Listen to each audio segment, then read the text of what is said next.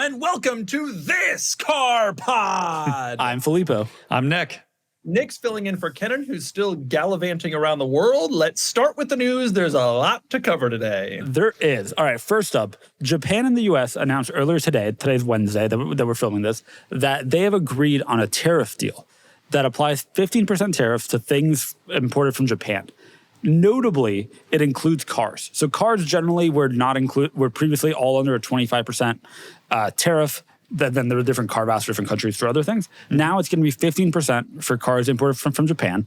The Japanese automakers, understandably, are excited about this, or at least as excited as you can be when you go from basically zero tariffs to 15% tariffs. Other parts of this news include that Japan, as a part of this, will start allowing vehicles that meet U.S. safety requirements to be sold in Japan. So previously, if you wanted to sell a car in Japan, you also have to meet Japanese safety requirements, which are a little bit different, a little bit stricter in some areas. They will no longer allow that, which in theory, the Trump administration hopes will mean that more American-built cars are sold in Japan. Will that happen? Offering for sale and buying are two different things, but that is the big news item. Yeah. Japan owns an enormous amount of U.S. debt, so Trump was smart to make a deal with Japan early because this tariff thing was pissing off some of our biggest debt holders. And so I'm not surprised Japan's already got a deal, as does the UK. Some of our close friends. We're still waiting on the Honduras trade deal. I will say other news from today is that Europe is apparently close to a very similar deal. It's still unclear if it will include vehicles that are built in Europe or not at a 15% tariff amount. And I will also note, as with any part of this is what's been said by the White House and the Japanese government, but it's kind of coming from a mix of information. We haven't seen the actual deal. Things may change. You're talking Europe as a whole? Europe as a whole, well, the EU, which negotiates on behalf of many European countries. Not Switzerland, no. So any Swiss-made cars, Nick, Monteverdi, you won't be able to get a Monteverdi. You know about this car? No. Koenigsegg and Volvo are the only Swiss cars I'm aware of. It's okay. All right. Just move on. Group that's not happy about this very much. Wait, no, can you explain why I'm wrong there? Filippo, pull up the Monteverdi Swedish. Safari. They're Swedish. Swedish and Switzerland are different places. Correct. He wasn't kidding. He wasn't kidding. No, he was not kidding. 2 minutes in. Pull up the Monteverdi Safari. Nick, this will excite you more than anything you will hear about today. The Monteverdi Safari. Go to images. This was, I am not joking, the International Scout, and this Swiss company called Monteverdi made a luxury version of the International Scout and sold it like in the late 70s. I swear this is true. No, I mean, it's like a La Forza and an RRC made a baby. Like, that's pretty cool. Yeah. It's a little older than both, but isn't that wild? Yeah, so wildly off topic of the Japanese tariffs, but I am here for it. Well, the Monteverdi Safari would have been tariffed at a different rate. The interesting thing about the tariffs is because they negotiated 15%, the rumor is that the U.S. manufacturers like Ford manufacture a lot of cars in either Mexico or Canada, which are subject to a 25% tariff. So in theory, this could hurt potentially some of the U.S.-made cars that aren't made in U.S., but like Japan would have an advantage over a car built in Mexico from strictly a tariff perspective. The lobbying group that represents the big three has put out a couple of press releases today alone saying this is bad. It's absolutely abhorrent. It's ridiculous. The concept that they would prioritize Japanese, and they already did it with British, over U.S. companies that make cars in Canada and Mexico, but they're still American companies. The money flows to Detroit. And on that subject, Filippo, tell us about General Motors and Stellantis, right? Didn't Stellantis also make this announcement? So Stellantis issued a huge loss that we'll talk about in a second, or announced a huge loss in Q2 that we'll talk about in a second. In Q2 alone, admittedly, tariffs went into effect in Q2. GM says that tariffs have cost them $1.1 billion, and they expect that over the course of 2025, tariffs will cost them $4 to $5 billion, which has hit massively their operating profit, as you'd expect. So they're not thrilled. I will say, at the risk of going too far into detail, cars that are built in Mexico and Canada, the tariff only applies to the portion of the vehicle's contents that are not made in the U.S. It's like part of the USMCA agreement. There's a bunch of math that honestly nobody's figured out, probably including the federal government. Yeah, but it does. They are clearly paying a huge very amount of money. Much. Yeah. I mean, and it's tremendously difficult and problematic for their business. The photo that you have there, I believe that's the Renaissance Center in Detroit, and it across the river there is Canada. The photo was taken from Canada. Was the photo tariffed? Yes, if it was sold if it was produced, yeah. If they printed it out and imported it, yeah. The digital media, not yet tariffed. NFTs. So General Motors, they're not talking about a $1 billion loss, but they said they've paid $1 billion in tariffs this year. 1.1. Yeah, which is in Q2 when tariffs were not fully in effect yet. Correct. Yeah, Stellantis did say not just a tariff payment, but they posted an actual significant loss of $3 billion year to date. And we're in July for those that are not aware. So half of a year through. That's the first half. They posted Yes. a $3 billion loss. Well, they're going to blame tariffs, but wouldn't you also want to blame the fact that they make bad cars? Does that factor in at all? Yeah, I mean, GM still made money. For the record, they were still profitable in the first half and in the second quarter. Stellantis has some other issues. Hey, Yes. Two things. First off, GM spent $1 billion on tariffs and they were still profitable. That tells you just how much money these companies make and how profitable, how much money is in these companies. But you know what the great drawback of it all is? Everybody's like, oh, these rich executives take home all this money while the workers slave away. But they have to live in Detroit. So like it's really they really get you. It's really like oh yeah, you made all this, but you gotta buy a house in Auburn Hills. Second thing, The Auburn Hills community will be angry. I saw a Jeep Wagoneer S yesterday. Wow, they're around. Plates. Yeah. Oh yes, they are not around. I mean, to the extent that you expect any new EV Jeep product to be around. By the way, one fun fact talking about EVs, we don't have this in here, but Tesla announced today that in California, sales were down 24% in Q2, year over year. Which brings us beautifully to the Mercedes-Benz story, which I want to go back to this in a second. But Mercedes-Benz announced this week that they're no longer going to sell any of the EQ products in North America. This isn't global, but in North America. And they produce the SUVs in North America. So they're going to export vehicles that they build in the US to other countries that might be interested in buying an EQE SUV and an EQS SUV. I'm sorry, let me say the full name. A Mercedes EQ technology. A Mercedes EQS SUV. No. Yeah. It's Mercedes-Benz EQS SUV. They will. Anyone who's Sure. ordered one that's supposed to come in before September is still getting it. So the 6 of you listening that maybe fit that scenario, be rest assured. However, they're going to stop. It's like Jaguar. They're just going to take some time off and let's see what happens. The truth is, no person has ordered one, but there are still tens of thousands of orders flooding into dealerships that the dealerships do not want under any circumstances. I go to these Mercedes-Benz dealerships and they've got EQ products parked on any surface, any flat surface they can find. I mean, it's like a disaster. This whole thing is sort of an interesting product discussion here. So General Motors is paying all this money in tariffs. It's a huge impact on their business. Stellantis reports a $3 billion loss. And part of that is got to be because they pivoted pretty hard towards electric vehicles. And some of the choices they made were not supported in the market. The Dodge Charger, which is what you're referring to, and the Wagoneer S not selling certainly has impacted them. Also, fundamentally, across their portfolio of brands, if we're talking about Stellantis, they have a lot of weak, aging product. They also acquired some of these companies in the last couple of years and have not really invested anything in them. And if they want to sell cars, maybe they should build good ones. Maybe the Stellantis company owns Opel. Yes, and Vauxhall. Yikes. They like have every bad brand. It's like look at that picture. There are some great brands in here, and like brands that I think are putting out, despite what I just said, some pretty good products. Unfortunately, they're all not selling, many of them, or selling poorly, or selling in really low margin areas, right? Like subcompact cars in Europe don't have a large profit margin. What does have a large profit margin is the Dodge Ram. Can you name me the products that Lancia currently sells? They have a new Ypsilon. They have a new one. The new Ypsilon, okay. I think that's it. Is it not?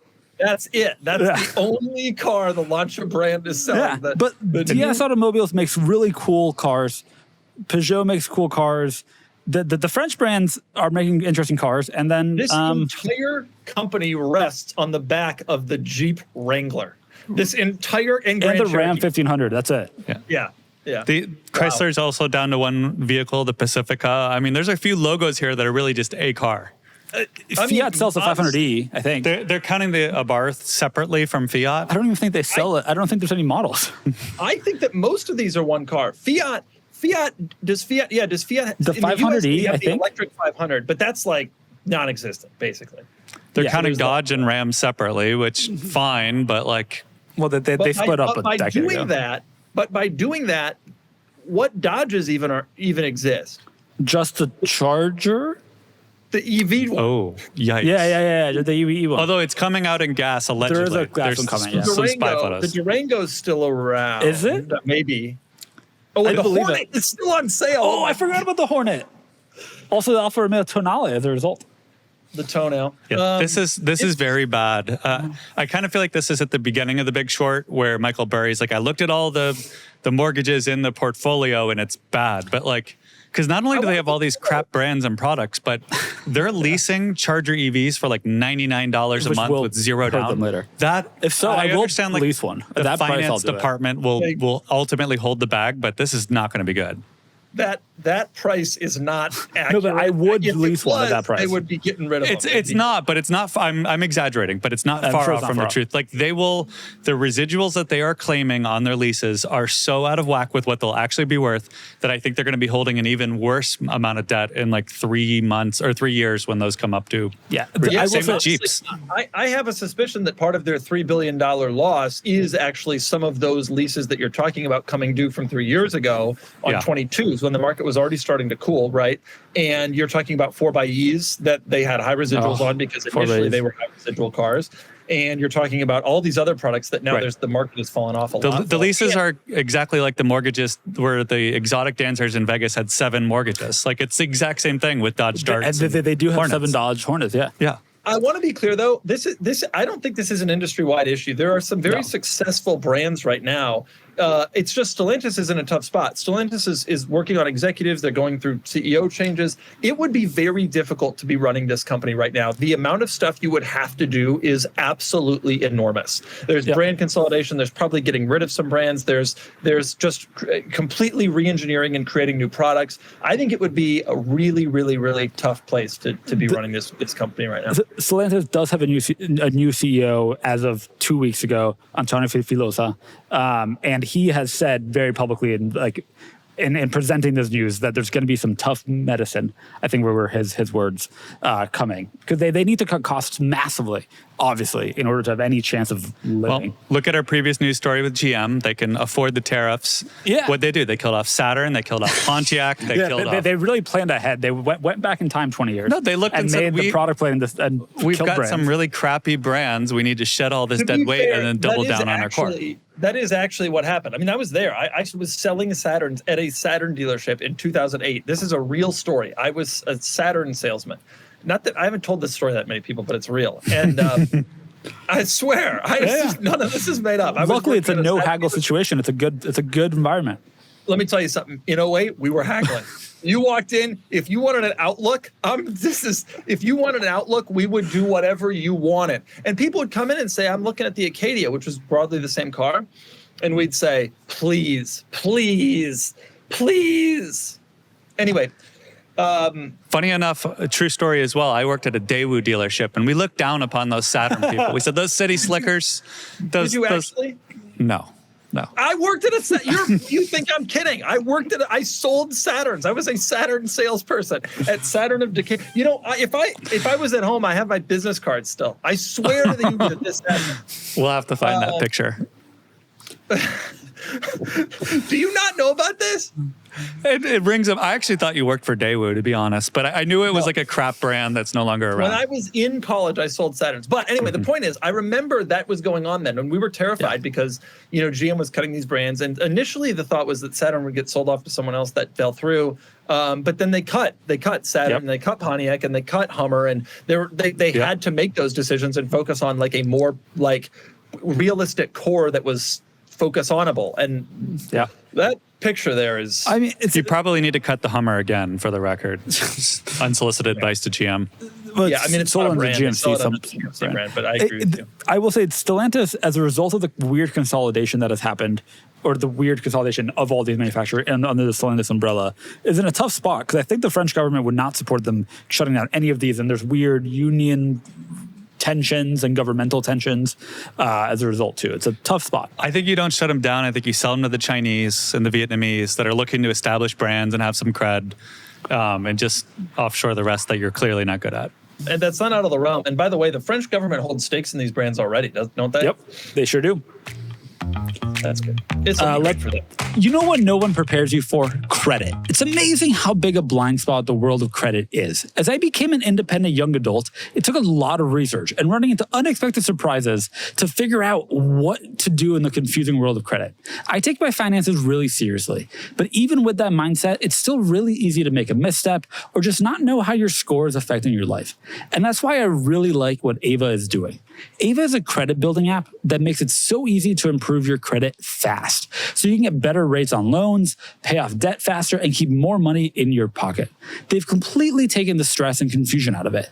You can be approved in 5 minutes. There's no credit check and no interest. Just a smart tool that helps you build your credit automatically in the background by paying for the bills and subscriptions you already have. I wish I'd had something like Ava when I was just starting out. Most members see their credit start to improve in under a week, and it's only $6 a month. And Ava reports on your on-time payments to all 3 major credit card bureaus daily. That consistent reporting makes a huge difference. You can take control of your credit right now. Download the Ava app, that's AVA. And when you join using our promo code CARPOD, your first month is totally free. That's promo code CARPOD. Thanks to Ava, and now go get yourself some good credit. Let's talk about the third of the big three, Ford. Ford today announced a recall. Their 90th recall, no less. No, Ford has apparently announced 90 recalls. You know, people are making a big deal out of this, but I want to say something. About this because I think about Ford a lot. When you're winning, sometimes you got to lose a little, you know? But you know what I'm talking about. You see Wimbledon, right? Sinner doesn't go up there and just win. He loses a little. He loses, yeah. So I guess my point is Ford has issued the most recalls of any automaker in the entire history of automakers and NHTSA, the governing body of the recalls. But they've also made the Bronco Raptor, the Bronco Sport, the Echo Sport. See what I'm saying? Do you see kind of where I'm going with it? Right. Very successful vehicles, especially that last one, which is pronounced Echo Sport, despite the fact that it should be Eco Sport by all branding decisions. Regardless, it's a lot of recalls. The name. The name got recalled. Right. I don't know what all these recalls are for. Sometimes there are, frankly, low impact recalls that automakers do. And I also do wonder if Ford is a little bit more open to doing recalls than some other manufacturers, where Tesla famously tries every single option to avoid actually issuing a recall. They do a lot over their updates to try to fix things, try to circumvent problems. I wonder if Ford is just a little bit more willing to engage. Yeah, they stand by their product. I'm a big Ford guy. I've used the recall on my Focus twice now. So, Nick, how many transmissions you gone through on your Focus? 2. 50,000 miles. I have a check engine light on it right now too, but that's all right. That just sounds like a Nick situation. Wait, hang on, Filippo. You're giving Ford the benefit of the doubt here. No. I'm trying to add nuance. Tell me before we got on this podcast that they've issued more recalls than the next 5 automakers combined. Is that what you said? Yeah, sure. If that's true. Yeah. A lot of people are saying that. Look, it's problematic. And so when Jim Farley came on as the CEO of Ford a few years ago, the Explorer had the new Explorer had just come out, and there were a lot of recalls for that, a lot of recalls for the Mach-E, and he talked a lot of the time about how Ford really needs to invest in quality, and will be investing in quality and additional testing to make sure that they stop that. Clearly, that initiative has failed massively. But when you're doing okay, maybe nobody cares. Could it be that they don't have Mercury and all the other brands, so all of their recalls are under one moniker, like everything's Ford, instead of like, oh, we have Chrysler that has one product, Dodge that has one product. We won't talk about Lincoln or any of the other brands. Lincoln's great, but maybe they're just not peanut buttering it around. One interesting thing that Ford is doing, and I mean this sincerely when I say that they're winning. Like, they have undoubtedly the most exciting product lineup, maybe of any big volume automaker on the market. That's the line we're going with? The most exciting product lineup with their lack of cars? Raptors. Oh, come on. I mean, they come out, in the last few years, they came out with Mach-E, which was like the only electric car that was a hit aside from the Teslas. They came out with Bronco, which was this widely hyped, really excited thing. They got a new Mustang out. They got Bronco Sport out, which has been, at least from my perspective, like a massive, massive hit. What other new Fords have been out? Nick, you follow the brand. Well, the Mustang has plummeted in sales. The new Ranger and the Raptor version, the new Bronco Raptor, the new Raptor version, the F-150, which everybody's obsessed with. There's all these like cool new Ford products. The Maverick has been like the most excited talked about car. Filippo's still freaking out over the Maverick, especially now that there's an all-wheel drive hybrid. Yeah. Not to mention the new Mustang, which has not been a huge success, but is pretty cool. The Lightning, right? The Lightning was a massive hit when it came out. I think Ford has done well, legitimately. They have these amazing products. I do feel terrible for their PR folks because every time I talk to them, it's like they're launching these incredible cars, and every one of them just seems to have issue after issue after issue. But quality's a problem. I wonder if there is some prioritization of like, let's bring this to market and make it cool, and kind of quality be damned. It seems like that is the case. I think also, like, if you're watching Tesla, that was their strategy for a long, long time. Still might be. Just get the product out, and then you can fix the rest. It's harder if you're using infrastructure that doesn't allow the same level of over-the-air updates, and also where you kind of need to maybe support your dealer network a little bit and get people into that, which might be an element here too. But they got to work on getting cars out that don't need recalls. If you're more than the 5 next largest recallers combined, you're in a tough spot. Everybody I know with new Fords is having problems. Everybody I know. I mean, do you not? You don't know anybody with new Fords because you're not a man of people like me. I don't know people with new cars. We're not from that kind of family. But my neighbor down the street just put a transmission in his Expedition. I got another. My buddy Dave just put a transmission in his Raptor. These are like 4-year-old cars. Your buddy Nick will need to put a new transmission in his Ford Focus. I just got my dad into an Expedition about 3 months ago. But a new one, a brand new one, a used one. Okay, with a V8. Of course. All right, move on to another equally important news story, which is that Toyota has announced that for the next generation Supra, which I believe is the 6th generation Supra, which should come out in like 2027 or something like that, it will not be with BMW. It will have its own, apparently 400 horsepower 4-cylinder engine that Toyota is developing. 400 horsepower 4-cylinder? That makes sense because they already got a 300 horsepower 3-cylinder. Hate you for that. Oh, stole my joke. I don't. Sure, they're splitting ways. The one product that they build with BMW will no longer be built alongside BMW. I will say the Supra was about 2 times as successful as the Z4 in terms of sales. Maybe that proves to Toyota that there is a market for sports cars. So also, Toyota in general is leaning into that with their GR Yaris and the GR Corolla and other like performance-oriented products. Maybe they've decided that there's a business case for doing it yourself. It's a surprise to me because Toyota's point with teaming up with BMW, which was sort of a left field combination, like that was a surprise when it happened. Toyota's point at the time was that they didn't see a business case for singularly developing a sports car. It only made sense if they could share development costs and production. And in the case of the Supra, although I like the new Supra a lot, like it is a BMW. It is more BMW than Toyota. It has BMW powertrain. It has BMW switchgear. It's made in Graz, like in Austria. Like that. It's not how I think of my Supra. Nick and I are Mark IV guys. Of course. Yeah. So I'm surprised that they feel like they want to do this. My guess is the subtext here is BMW does not see a future for the Z4. Which has not really been a big hit since the first 2 generations, the original Z3 and then the original Z4. So maybe we'll get a nice little Supra out of this whole thing. It sounds like we will. Whether you want a 400 horsepower 4-cylinder Toyota engine, maybe a different question. What do you mean? That's all I want. Yeah. I think that part of the success of the Mark V Supra has been that it's an engine that is very tunable and has a great aftermarket support. If it's a newly developed engine, there might be some questions about that. That's a really good point. When the Supra first came out, that engine was not in its infancy, but close to it. And I remember there was a lot of criticism that, the old Supra, one of the things that made it so cool, it's still a straight 6, which is cool, but it was tunable. And that engine, in the end, has now been put in every car ever made, including the trucks built in France. Filippo's thinking, the B-58, the Grenadier, the Ineos Grenadier. That's right. Yeah. And it has kind of become a bit of a darling of the enthusiast tuner community in the years since that car has come out. and it actually earned its stripes as a Supra. I think the new Supra is so cool. Mark V. Love it. I also love the Z4, and I love the Z4's available with a stick now. So I kind of want one as a result, but you will never get one. Anyway, this is kind of cool. I'm curious to see also what happens with the next gen GR86. If Toyota's recommitting to sports cars, and Nick and I are here for it, we will buy one used. It's worth noting for those wondering in 10 years. Yeah, it's worth noting for those wondering whether they'll keep working with Subaru. Toyota owns a large portion of Fuji Heavy Industries, which is Subaru. So I suspect there's closer ties there. Yeah, I agree with that. I mean, they just came out with those 2 new cars. Yeah, the Subaru Uncharted, which is also a Toyota CHR. By the way, Uncharted has CHR in it, probably a callback to Toyota CHR. Wait a sec. Let's go back. The cars I was referring to are the Toyota BZ 4X. Just BZ. And the Subaru Solterra, which now there's a longer version of, which I actually kind of like and sort of want. Okay. Yep. There's also a longer version of the Toyota now. That appears to be a Toyota Crown Cross. No.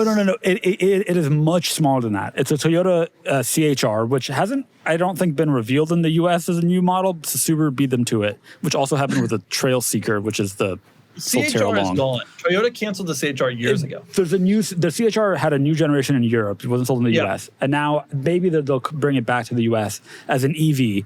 This is also an EV. The Subaru Uncharted. It was revealed last week. And that's all that our people want to know about it. No. I want to know a little bit more. So the Subaru Uncharted. Yep. This is based on the CHR. That's true. That is a fact. Also, it's in the name. CHR'd. And it has 340 horsepower and 300 miles of range. Yeah, it seems like a solid offer because it's a small SUV, so that's real power. It's not attractive. What's the Solterra Long called? The Solterra Long is called the Trail Seeker. The Trail Seeker. Is that true? I really hope so. I gotta tell you, I really like how the Subaru Trail Seeker looks. Like, I legitimately kind of, every so often I think to myself, what would I buy if I never was into cars? And for years, I thought to myself, I hoped that I found my way to a Honda Accord hybrid. I hope that that would be what I would have gotten. I hope that I would have done enough research and ended up with a Honda Accord hybrid. That's a good choice. Yeah, it's the best. And for the best car for non-car people. And I thought that right up until I saw a Subaru Trail Seeker. And now I hope I find my way to a Subaru Trail Seeker if I was never into cars at all. By the way, a Toyota version does exist, and you can. I don't remember what it's called. From now on, when I Turo cars, I'm going to first look for a Subaru Trail Seeker and then everything else. If you're Turoing in Portland, Oregon, there's a chance, and then you can drive 280 miles. Well, that's true. I don't like to Turo EVs because you never know. Okay, do we have any other news stories? I have to talk. We have to talk about this. All right, Faraday Future. You remember it? Yes. As the makers of the FF91. Yes. Obviously, largest SUV. The company still exists, apparently. And they went all in on AI. If you're ever really bored, go to the Faraday Future website. All right. It is an experience. Just truly an experience. They had a press event last week where they announced their new minivan, which has a face. It has a literal face, Nick. It has literal face. This is a screen that might run be out in front of your moving car and watch it. Like, that seems dangerous. You know, that's an interesting point. Most of the pictures online have people in front of the face interacting with it. Yeah. Yes, that's just what you want, is to train your kids from an early age to just run in front of a car to see if it has Nick, SpongeBob on. AI will not hit your kids. It'll see your kids and it'll say, "Oh, hi," and it won't hit them. The face will come out there. It is at heart and in every other way except for the screen a Great Wall Motor something. Mm-hmm. It's a Chinese made and Chinese sold minivan. Will it ever actually be sold? Who knows? But it does have AI. The FF91 was never sold. It was technically sold, for the record. They sold 2. I'm on the website right now, and it's still saying that you can pre-order an FF91 SUV. Yeah. I have a Faraday Future story for you. Nick, you know what I've learned about my stories? Filippo likes them a lot, but he hates that I tell them on the podcast because I love them. Okay, here's my Faraday Future story. I'm at the LA Auto Show maybe 4 years ago. Everybody at the LA Auto, I go on the press days, right? It's only me and the press and then automaker people. Yep. Automaker people come up to me. They recognize me. They're like, "Oh, hey, it's Doug." Automaker people came up to me from Faraday Future. And I was like, oh, what are you guys working on? Thinking like we're going to have like a fun conversation. And they're like, oh, we can't tell you. And I'm like, you're out of, this was 5 years ago. I'm like, you're out of your mind. That I didn't say this to them, but I was thinking like, are you joking? Like everybody knows you're not coming to market. And 5 years later, whatever they were working on never showed up. And it was like they were being so secretive about it. It's like, come on. They didn't want to tell you about their one-on-one bespoke private AI. I saw that on the website. And this is the FX Super One is what the MPV is.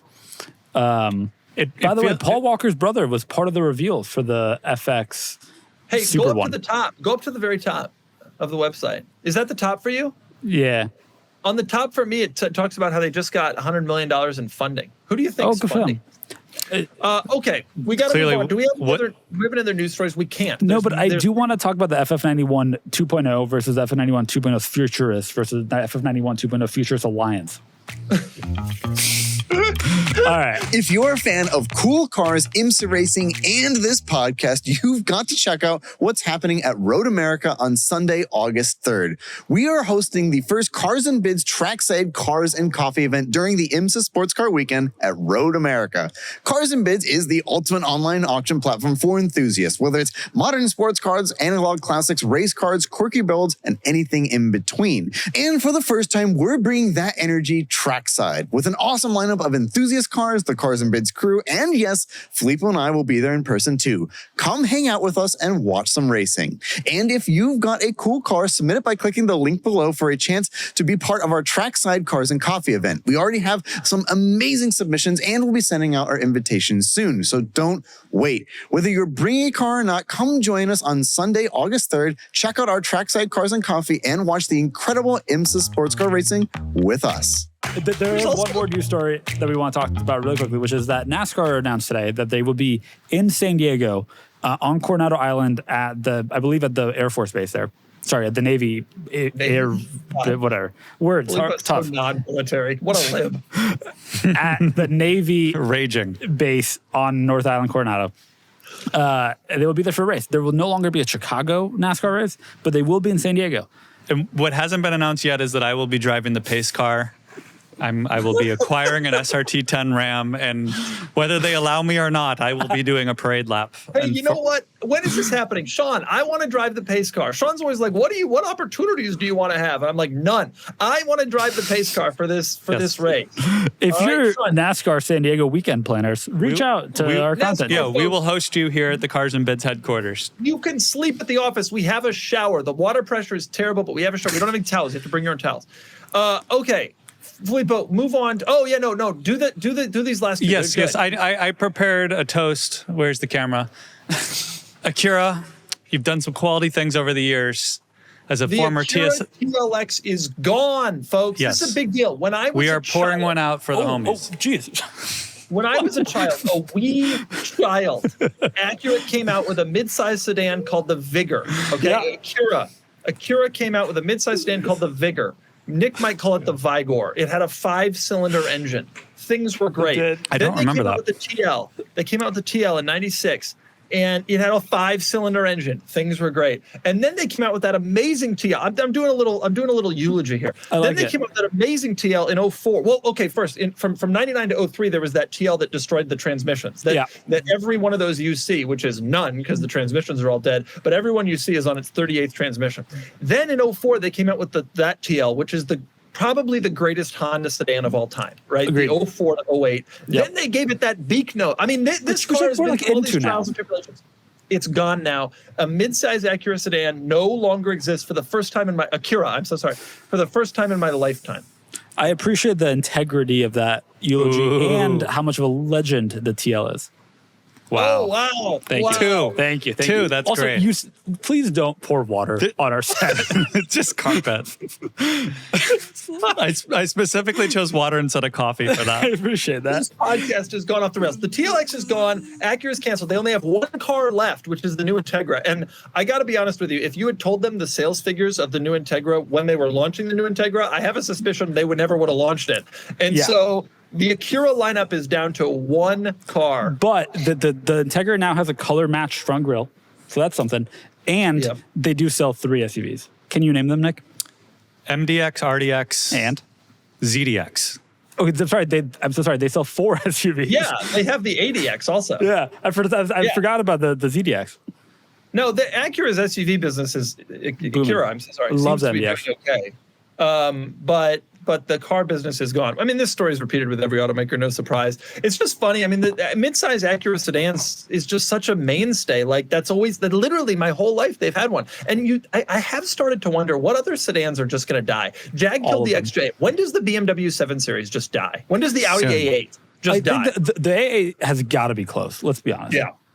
The others have a marketplace, but Ford doesn't make any cars anymore except for the Mustang. Like it's an inevitability. When Doug was working at Saturn and I was at Daewoo, the Ford Taurus and the Toyota Camry were everything. So I do think that whole segment's dead or on life support at this point. We had a midsize sedan. Can you name it, Filippo? Your family had a Lexus ES. No. When I worked at Saturn, what were we selling? Oh, of course, the L200 and L300. No, this is after that. I'm so sorry. Aura. I forgot the era. I was thinking of the golden era of Saturn, not the later when the GM's golden era of Saturn was like 92, like the first year, and then it got worse progressively. They were such good cars. The S Series was such a good vehicle. Sky, the Ion Redline, there was some also, the Lotus Esprit, never forget, the Lotus Esprit used the same steering wheel from the Saturn S. And it's a good steering wheel. It's actually an atrocious steering wheel. It's if bad. we're being honest. I want to talk about the Leno's Law thing, California Senate Bill 712. Nick, we're good. We're all set here. The Transportation Committee passed it 14-0, and they actually expanded it. It's actually been improved. I did a deep dive into the bill this morning. They've kept all the provisions in about collector cars, 35 years and up, but they added an interesting thing, which is that even if you do not have a collector car, beginning in next year, 81 and up, no longer has to do smog. And each subsequent year, they are removing cars one more year from smog. So 81 in 27, 82 in 28, et cetera. And so even if your car isn't collector, those cars are going away because right now the standard is 76. So it's actually been expanded. The collector provision is still in there for 35 years, cars that are 35 years old and have collector insurance and collector plates. And now that it's passed the Transportation Committee, I have a suspicion it's going to go to our buddy Gavin Newsom, Nick's right-hand man, and he's trying to be all conservative, and I bet he signs this thing.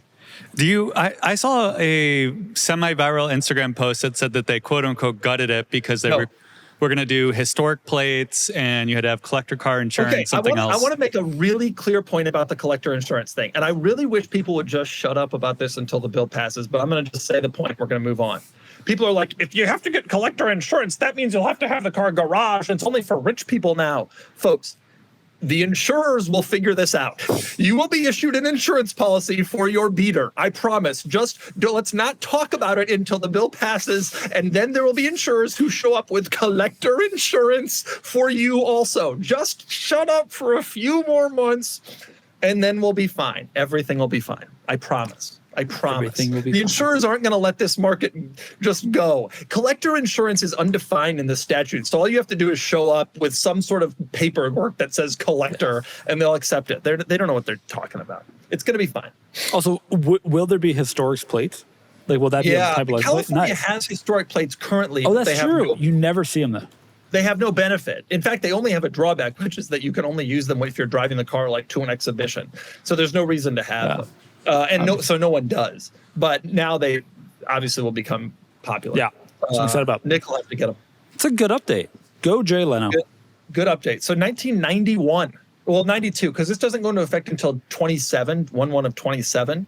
But so that will mean that like 92, 93 model year, Nick, you're going to be all set. Sweet. All my 80s cars. You will buy 80s cars for because of the result. Soon. Okay, I want to move on to the Talk Car segment. The Talk Car segment is brought to us by the Cars and Bids app, which is like Cars and Bids, but an app. Nick, do you use the Cars and Bids app? I do, religiously. Good. It's a good app. Okay, I want to talk about something interesting that hasn't been discussed yet. Is it about the elephant or no?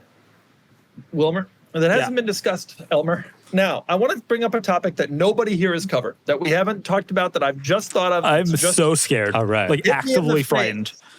It's just hit me in the face. A couple of minutes before we recorded this podcast, Nick sent a Mercedes G-Wagon result to our friend group via Yes. text message. Yeah. And he made a big thing about the price that it sold for, which shocked me because Nick doesn't pay attention to anything, like including prices and mileage. Yes, but he was like, "It sold borrowed for-" a G-Wagon last week, and Well, therefore that's the now, thing. let's think about it.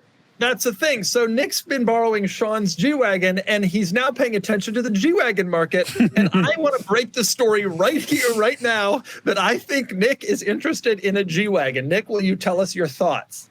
I liked Sean's G-Wagon other than it was like too normal and good. So a G55 or 63, that's kind of stupid. A G65 would be amazing, but I think they're real money. We would respect you more. Yeah. Well, then that's maybe worth an extra $5,000 or so, but I think it's a higher premium. You concede, though, that I have correctly deduced that you are interested and looking in G-Wagons. It's on my list as a potential option. Yes, I'm not ruling them out. That's for sure. And that's because you spent the time with Sean's car. Yeah, and I only drove it basically from here then to a dermatologist, but it was nice.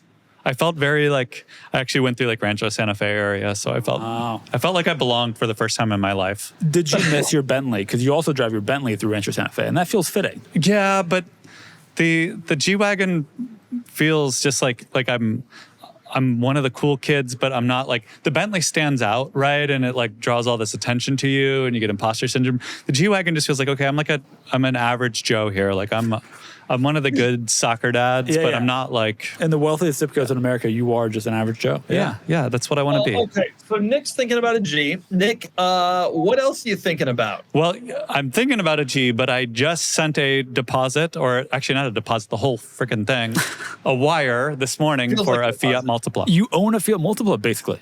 Congratulations. I mean, it's in Stuttgart somewhere. A lovely listener, Parth, if you're listening, thank you. I was like, I saw this one, I like it, but the photos suggest that they're hiding something. I'm nervous about it. They're asking top dollar. And he's like, dude, I live in Stuttgart. I have Monday off. I will go look at it. He FaceTimed me, took me around it. Oh, that's incredible. He drove it along with another buddy. They both work, I believe, at Mercedes corporate. And they're like, it drives great. Here's the close up here. Here's this. There was like some overspray that he's like, oh, that's actually just like Armor All over here. This door definitely needs repainted. But gave me like the full PPI, then like wouldn't take any. I was like, can I send you beer money? And he's like, no. Shout out like, to him. Yeah, so super legit, the CarPod / Cars and Bids community coming through. And I was like, all right, you know what? I've been looking for 6 months. I'm never going to find perfect. Yeah. This is as good as it's going to get. It is the ugly green with the blue interior. And I started to realize that was a must-have, no longer a nice-to-have. So hallelujah. It's going to take 2 months to get here. They ship it. I'm not flying it because that would cost more than the car itself to fly it over here. So we are going to put it on a barge or a cruise ship or something like that.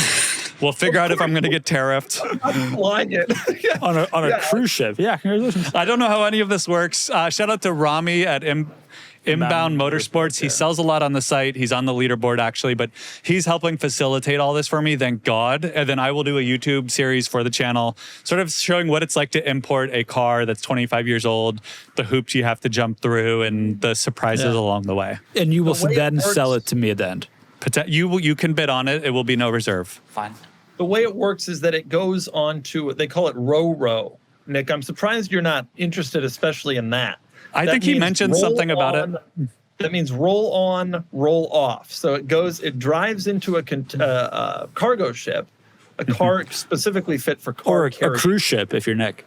A cruise ship, I guess, doing the famous cruise from Emden, Germany to whatever port, Houston, Port of Houston. We're bringing it straight to San Diego, and I do expect all of you to come to the port with me to receive it. 100%. We can all fit in the car. The first drive has to have all 6 of us sitting cheek to cheek. Do you have global entry, Nick? I can look into that. If you have global entry, you can go into the port area. There's something called a TWIC card, but I think global entry also gets you in. If you don't, you probably won't be able to, or at least you won't be able to easily. You'll probably need a customs broker to do it for you, or maybe Rami can hook you up. I have global entry. I'll pick up your Multipla. Me and Filippo. Dude, that'd be sick. You think I pay for that? Nick, the port situation's great. I'm thrilled for you. It's going to take forever. It takes a long time for these cars. 2 months. I was told 2 months. Maybe you get lucky and it's a little shorter, but it's about late July. It's about a month on the water, but the car often has to wait. It's to the West Coast because your car will go through Panama, which is legit. But the car often has to wait a couple weeks on one side for the boat, and then there's port processing on our side. But This is so exciting, though. Yeah, I didn't even know about the car until this car pod, and you guys kept talking about it, and I'm like, they keep talking about it. Someone needs to actually do it, and then lo and behold, I'm now It is you who will do it, which is wonderful. Also, my wife listens to the podcast, and she's like, "Oh, so we're getting a Multipla?" She said that last week to me, and she's like, "This is why I listen, is to learn more about what you're doing because you don't talk to me enough." And so, yes, honey, we're getting a Multipla. I actually haven't told her yet. I've sent the money. So you have maybe, until Friday morning. no, I'll just let it go live. Now I won't bring it up tonight. So I'm Nick, legitimately you incredibly also- excited. You also got another car. I heard that you car was sold from an out-of-state business to you recently. Yes, that is true. Nick's Car Blog LLC has sold at Edmunds appraised value a Lamborghini Murcielago. So I got a speeding ticket in the Mercy, and I started to just think like, oh, maybe not having Montana plates would be a good idea. I also, after the manual swap, I have driven it a ton, and I tried to smog it before, and I failed due to readiness. Basically, I hadn't gone through enough drive cycles or what have you. I scanned the codes because I wanted to see if the manual swap had any errors. And not only did I have no errors, but it said, hey, your cats are now ready. Nice. You could pass smog. So I went into smog. The guy could barely drive a manual. It was horrible, but he passed it. I then went to Drive it AAA. at all? From where I parked it, they have to hold it at a certain RPM for a certain amount of time. And I don't know, the whole thing was sketch, but My I smog passed guy, smog. just FYI, my smog guy lets me do all that myself. He doesn't want any part of the liability of touching any of my cars. Next time I will insist on that, but oh well. It's the same place that did my Bentley and my Land Rover, so I figure they have a, less accurate eyesight than some other places. But I then went to the DMV, and basically, you have to explain, I sold it from my Montana to me personally, and multiple people at the DMV were like, congratulations on your Lamborghini, like you must be so excited. And I'm like, no, I'm just trying to be less sketchy, but you play along with it. Like they're not in on it apparently. Well, I do feel bad for Nick's Car Blog LLC, which no longer has that. Yeah, it has no vehicles, but the Multipla will probably go to Montana for not reasons. California legal. Yeah, not tax Okay, evasion reasons. No, you don't have to do Montana. I'll register it here in Mass for you.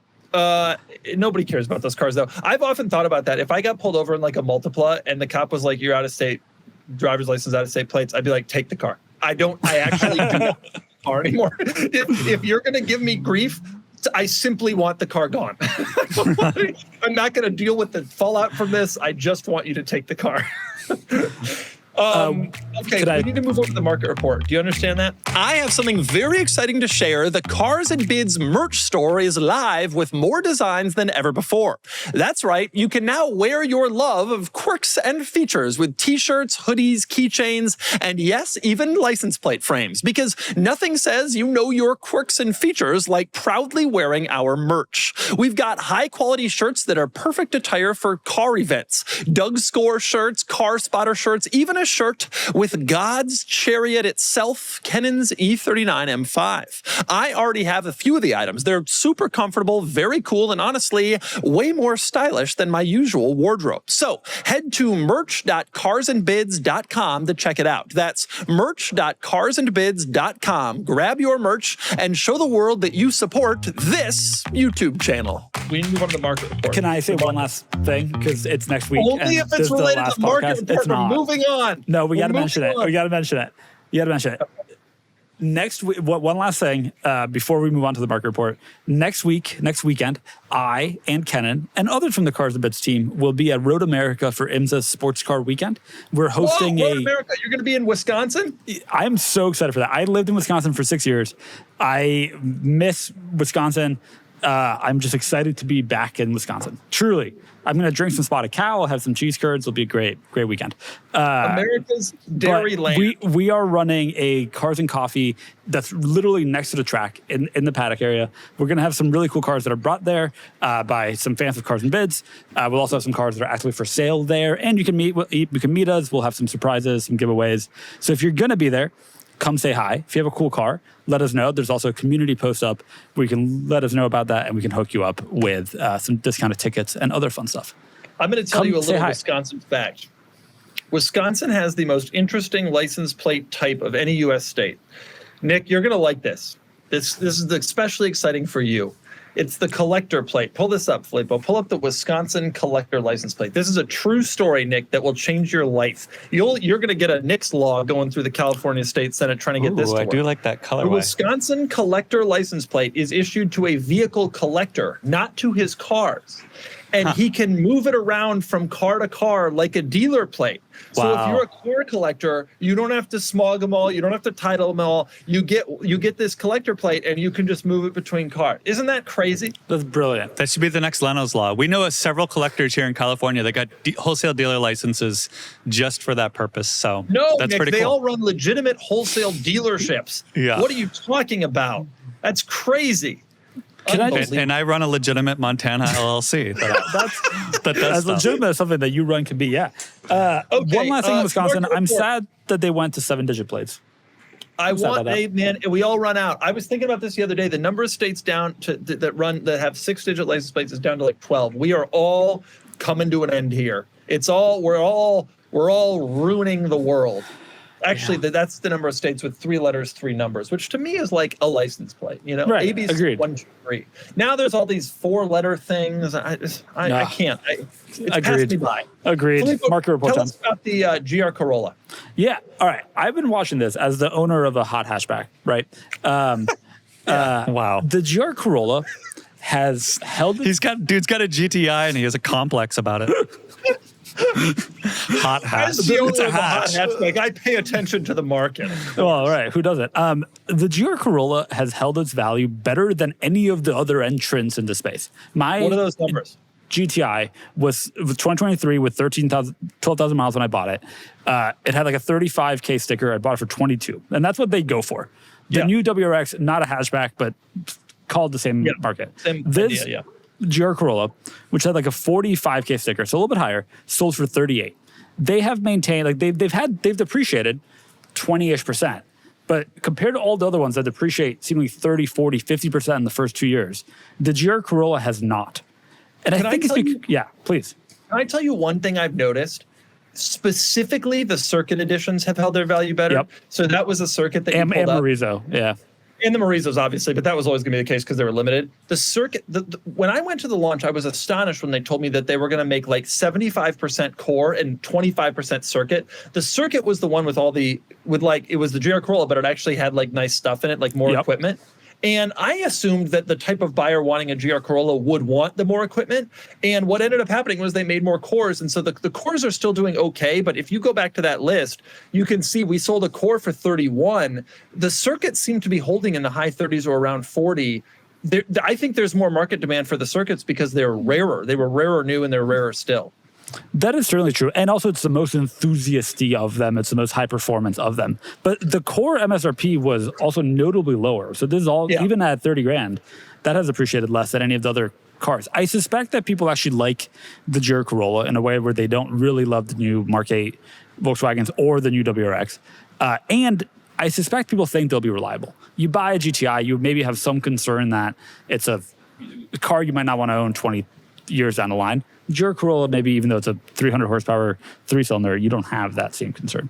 Yeah, I mean, Toyota always has stronger resale than basically all of its competitors, in part for this reason. It's one of the reasons I bought my Sequoia. Not necessarily because I honestly thought it was better, but in part because I felt that the resale would be stronger long term. And I think a lot of people think that about these cars. Also, to be honest, the GR Corolla is really cool. Like, of all the hot hatches, I think they're all cool. The Golf R, your car, the WRX, which again isn't a hatch, but same deal. Like, they're all cool, but the GR Corolla, there's just something, it has something special, you know? It is certainly just the coolest of these cars, without a doubt. Like, the fenders are wide, it's all-wheel drive, it just like seems more special. Do you ever wish you had one? No. Okay. Okay, Nick, give us your market report topic for the day. Before I do that, on Live Now this week, he also claimed that he is an Italian convertible. I do.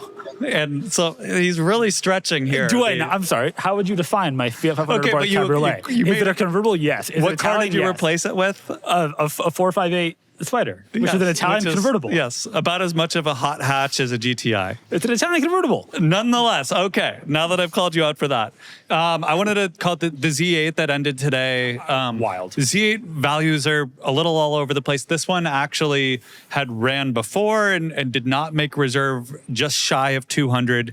It brought in $251. The bids were $1,500 at a time, then $1,000 at a time for like forever. Basically, they kept going and going and going. A couple people wanted it, but it was presented extremely well. Canon did a video that was like Top Gear level production. I mean, just geeked out on the car. Like, I'm not a Z8 guy. Like, to me, it's just a spicy Z4.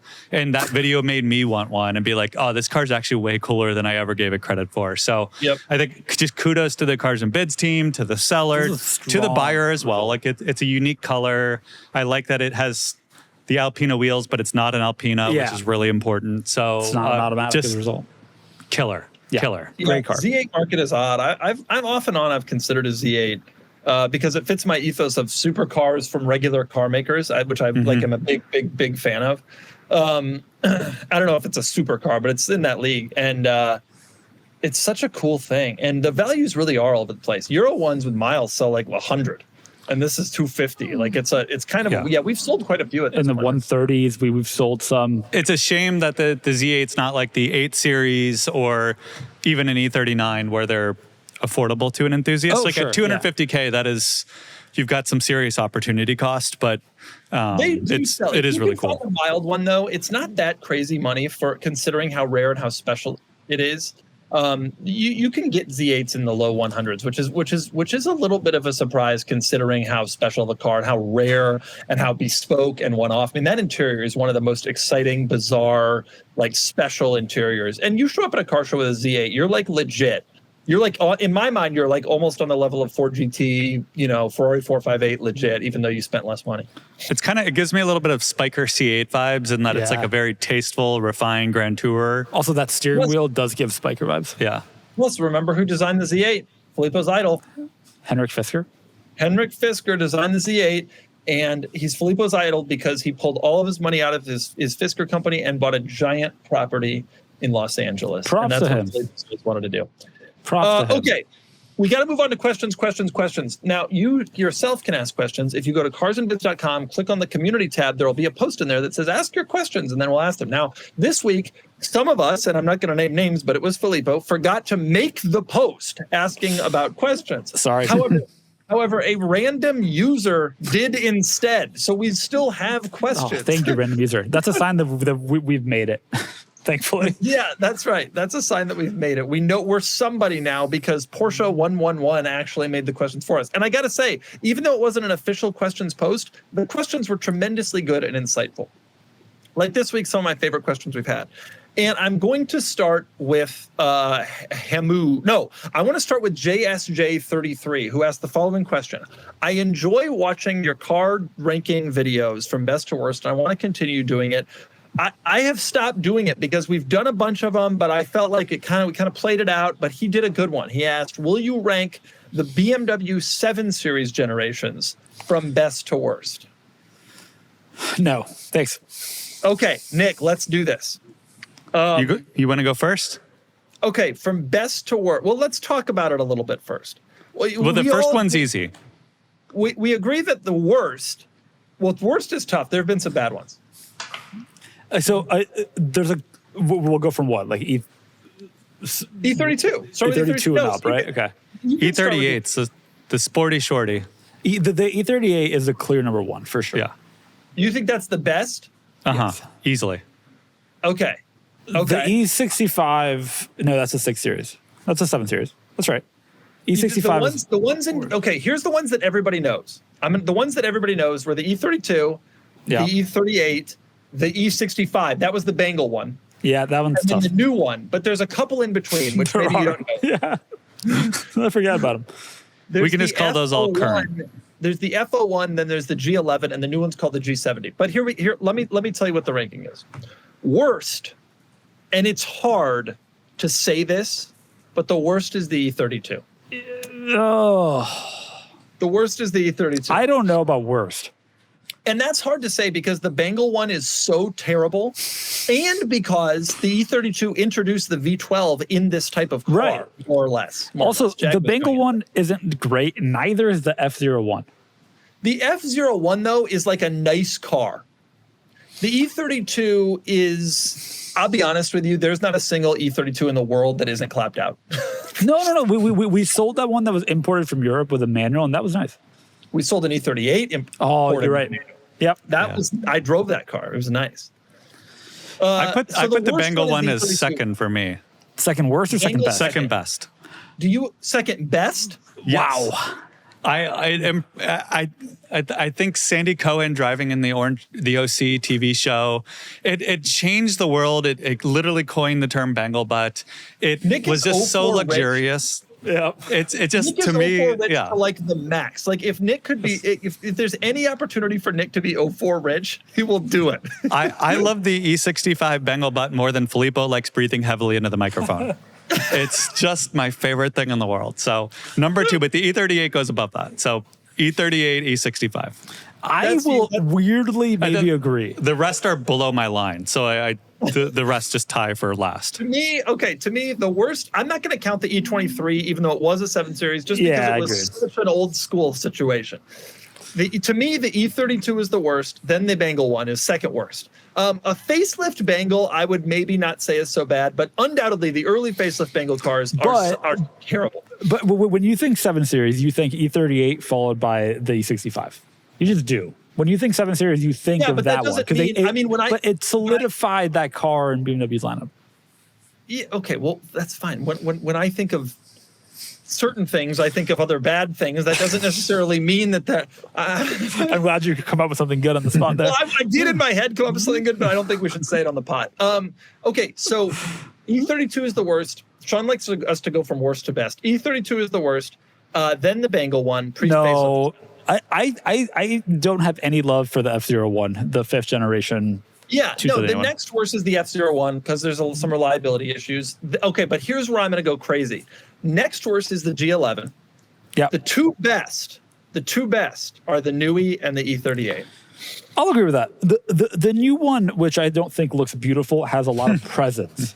And that is something. Finally brought class, not class. The new one finally brought a statement back to the 7 Series. Yeah. That car has not made a statement since Bengal, and at that time the statement was heinous and bad tech. I will give my rankings slightly different. E32 is the worst. I'll agree with that.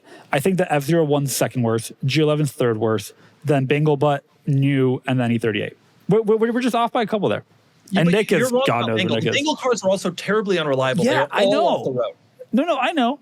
It's a bad vehicle, but I like that. Once Sandy Cohen drove that car, from every minute after that, that car became terrible. He was a public defender, standing up for good, like helping Ryan get out of juvie. It was. You've only watched the first season, haven't you? You've only watched the first. You know, Sean was in the OC as an extra. Sean was in it. He sadly did not drive an E65. Yes. Next question from Hamoud. Question for all. What's the most obscure car feature you've ever seen that made sense but never caught on? I put this in here because I've always felt the answer to this question is climate controls on the steering wheel. I've begged every time I meet a designer at an auto show, they come up to me and they're like, "Oh, Doug, I watch your videos. I love your videos." And I say, "Oh, what do you do?" "Oh, I'm a designer." "Can you please put climate controls on the steering wheel?" And they say to me, "Oh, okay." So then they think to themselves, "Okay, so this guy's nuts. This guy's nuts." I've always wondered what Doug was like in person, and he's nuts. You are looking at the 04 Prius, which I believe was the last car that ever had climate controls on the steering wheel. And it does have. It's the only one I can think of. Well, American cars had it commonly in the throughout the 80s and 90s, like Lincolns and Cadillacs. They pretty much all had it in that era. And then they did away with it, and it's gone. All I want is climate controls on the steering wheel. Nick, why can't I have this? I don't ever really. Mine stays at 74. Like I probably wouldn't use this, to be honest. But I'm sorry. You don't ever turn up the fan speed? Rarely. I don't believe in auto HVAC. Yeah, I mean, I don't have auto climate. I'm not rich like Nick, so like I don't have auto climate. What? I don't have auto climate control. Yeah, not in the Countach. You're right. It didn't exist. Or my Ford GT. I don't have it in any of my cars. Well, luckily you have a couple modern ones. What feature were you? I just came up with a new one actually, which is in similar.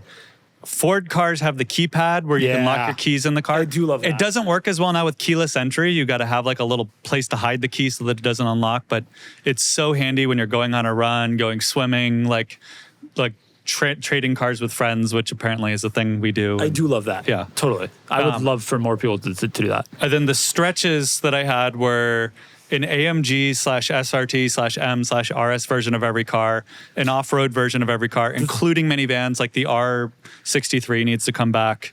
Split tailgate and SUVs needs to be the norm. It still exists. Umbrellas built into the doors. It's common. No, it's not common. There's only a couple cars that The have X5, the Range Rover, two of the best-selling luxury Yeah, SUVs. it's okay, but it hasn't caught on in the sense that every car, that should be the default method, and then you have to explain yourself when you do a different style, as opposed to the other way around. You know what killed the split tailgate, Nick, was the power tailgate. Because it's very difficult to make. It's very difficult to make them power, like it work properly. And it only BMW and Range Rover have done it, but yeah, they do. But there must be some cost and some engineering because only those cars do it.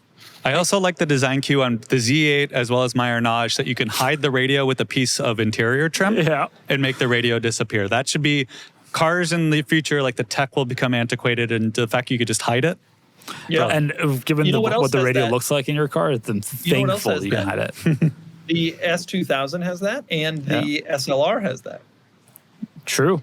The S2000 did it the best though, because you can hide the head unit of the radio, but then there are separate radio controls elsewhere, but only like the ones you would frequently use, like the volume knob and things like that. It's kind of cool. Two that come to mind for me. I legitimately liked Saab's like night panel things, and like especially in cars that have a lot of touchscreens. It's hard to figure out how to decrease the brightness of all of them now. And if you could just like at night make it all much dimmer or off would be great. The thing that should not have taken off, but I miss, Volvo for a little while on the key fob. There was like a heart rate sensor inside the car, and it would tell you on the key fob if there would be like a light that blinked if there was somebody in your vehicle. And Volvo's claim was that if there was you're going back to your car late at night, it's in a parking lot, you would know if there was somebody hiding in your car to abduct you. This is a real feature. I'm not making this up. How weird. And it obviously didn't take off for so many reasons, but it was kind of cool. Yeah, I agree. It was a real feature. I think it's probably better for leaving a child in the car seat by accident, but regardless. Or an abductor. Maybe the child was wanting to watch the TV in your front bumper. Their marketing was 100% about safety so that you went back to a car and there wasn't somebody in it. That's it. Also, remember the Mercedes feature where it tells you every hour to get a cup of coffee? Oh my God. You know what I learned? My Toyota does that depending on how I'm driving. And so like, sometimes I'll go the whole day and it doesn't tell me, but sometimes like 20 minutes into my drive, it'll tell me. And it's you should reconsider your driving style. Yes. Okay. Next question from Marco Camargo. If Cars and Bids had to relocate out of San Diego or the SoCal area, where would it move? I'm assuming it was established there because of the weather, the car culture, and different vehicle exposure. The reason that it was established in San Diego is because of my wife. Yep. And my wife got a job there, and I moved with her, and I was like, yeah, all right. And then we started the company just randomly. We were like, all right, let's do this. I met a guy there, and then Filippo moved there, and then Nick's already there, so we're all good. Where would we move, though, Filippo? Do you agree we'd move to Princeton, New Jersey? That's an interesting question. I think we'd move to Princeton, New Jersey. I'd support that. You know why? Because all the big drug companies are there, and I think you dress for the job you want. Drug dealer companies? I will also say you're then halfway to Lake Como, and that's nice. Interesting. That didn't factor in for me, but I suppose that being halfway to Europe is a component of our relocation to Princeton. We could, but the drawback is we'd have to fly out of Newark, which is the worst airport on planet Earth. Philadelphia, the PHL airport's there. Okay, I want to do two more very quick questions. One is from German Excellence, not taking in the current or future administrations into account. So, Nick, we can't talk about your man Trump. Stop. Do you think there will be a time where Chinese auto brands have the same U.S. market share as the current top sellers, or will there always be unease about Chinese vehicles in consumers' minds? Here's the answer, okay? In 1941, the Japanese attacked the United States with planes and bombs and all sorts of stuff. You may have heard about it. It was called Pearl Harbor. Yeah, they should be allowed to watch that. 30 years later, they were selling cars to Americans. And 20 years after that, they were the dominant player in the United States, in the auto industry of the United States, in most vehicle segments. So do I think the Chinese could move past some of the opinions that people may have about the quality of their products? Yeah, I think if you can get over the fact that they bombed us. The Japanese, that is, yeah. The Japanese bombed us and then started selling Subaru SVXs, then I think... A little bit of a gap, but yeah. Yep. Then I think you could probably get over the fact that the Chinese are known for making stuff that goes on Amazon. Do you have a different take? No, that's the right take. Yeah, I had a less colorful example, but the same conclusion. So mine was going to be if people are willing to buy Fisker Oceans after everything Henrik Fisker did, then we can forgive a lot. I'm going to tell you, they weren't. Well, to an extent, yes. Henrik Fisker is Filippo's idol. Filippo still looks at the Zillow listing for that house and with awe. Okay, final question from Mike Spy. For Mike Spy, what is everyone's favorite car from movies or TV shows that are not necessarily known for being the cars from the movies or the TV shows? So not like the DeLorean, but like sort of a secondary car. The instant ones that came into my mind were all the cars in The Sopranos, which were so perfectly cast. The Mercedes station wagon that the wife drove, and the Suburban that Tony drove, and they had the P38 was in that at one point, and all that. Those came to mind for me. What do you got? I have a laundry list here. I gave this one a lot of thought. Obviously, the E65 in the Orange County, driven by Sandy Cohen, comes to mind. The OC, as the kids call it these days. Entourage had amazing cars throughout. Turtle got an H2. They all got Aston Martin DB9s at some point for whatever reason. There was a QP5. He got a Rolls-Royce Phantom, like legit 04 rich cars. Bruce Almighty, he got a Selena 7. That was the hero car in the movie, though. That doesn't count. It was, but it wasn't about cars. Like, it wasn't like Fast and the Furious or what have you. I also think there's a Yellow Defender, and She's All That, 90s movie for you there. Oh, Nick, he knows. I got a good one for you. In American Beauty, the realtor... With Kevin Spacey? Yeah. Yes, Kevin favorite Spacey's actor. wife was like a realtor in the suburbs in 1998, and she drove an ML320. Ooh, it was just like that's perfect. It had just come out. It was like, it would have been like what you had, you know, it was like the perfect product placement for that For show. perfect casting, I put Landman as well as Yellowstone. The female anti-hero drives a brand new Bentley Continental GT in both of them. And I feel like that is good for sort of like a high maintenance, wealthy woman of that stature. And then the last one is Layer Cake. I have to mention that legally. They had a yellow P38. They had a Bentley Arnage. They had one other really cool car that I'm drawing a blank on. But basically, two of my last 3 cars were in this movie in the like almost identical specs. So that's fair. Filippo, you got any? Or you got have never seen a movie? Filippo's never watched a movie. He only listens to NPR. I do listen to NPR. He sits there and he's like, oh my God. I don't know what happens on NPR, but that's what I think the people who listen to it say. Okay. Hard to argue with facts.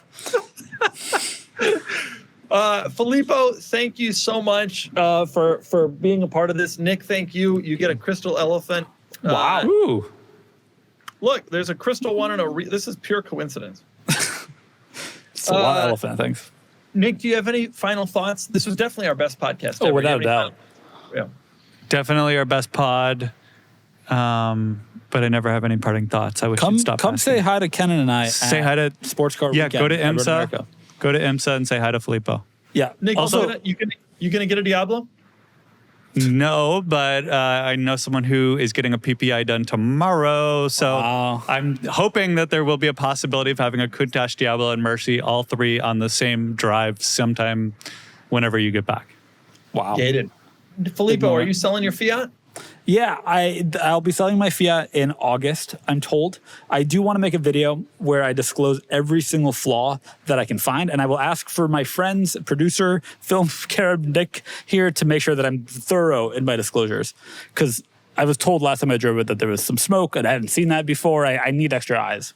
In his Italian sports car. In my convertible. Italian convertible, which is it's all factually true. It's a manual Your hot Italian hatch in your sports Italian convertible. sports car. You're killing it, dude. I'm so sorry. You're going to say that GTI is not a hot hatch? It has the same amount of torque as a 997 911.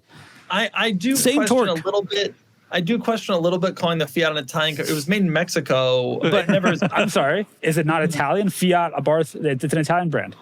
You're doing a little bit of stretching, I guess. Is Bugatti French? Do we think Bugatti's French? Do you call had the BMW Z4 a German car? It's built in Austria. Do you call it a German car? You're right.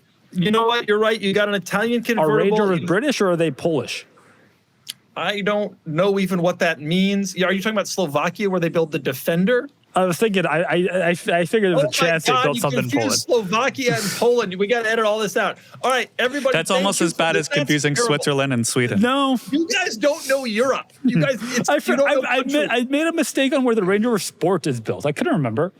I You guessed. don't know countries. They're all different. We'll go over them next week. Goodbye, everyone. Thank you for watching. Goodbye.